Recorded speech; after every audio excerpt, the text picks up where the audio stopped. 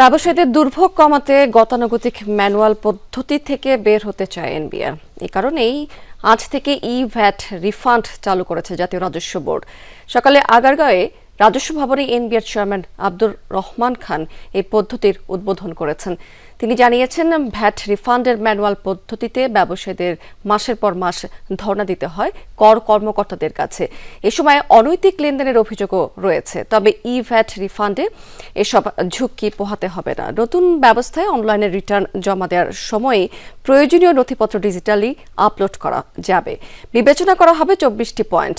এরপর ভ্যাট কমিশনারের অনুমোদন পেলেই প্রতিষ্ঠানের ব্যাংক হিসাবে রিফান্ডের অর্থ সরাসরি ট্রান্সফার করা হবে 3 থেকে 10 কার্যদিবসের মধ্যে।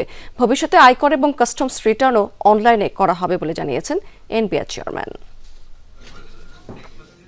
আগামী বছরে আমরা প্ল্যান করেছি যে আমাদের ভ্যাটের আইনও কম্পালসারি রিটার্নের সিস্টেমটা চলে আসবে, অনলাইন রিটার্ন চলে আসবে। এটা কোনো কারণ নাই কেন লোকের অনলাইনে দেবে না। অনলাইনে তার অনেক অনেক অনেক সুবিধা। কত মানুষকে ট্রাভেল করতে হয় অফিস আসার জন্য, এটা করা লাগবে না। তার মানে হলে এতগুলো গাড়ি চলবে না, অথবা মোটরসাইকেল চলবে না, অথবা সিএনজি চলবে না।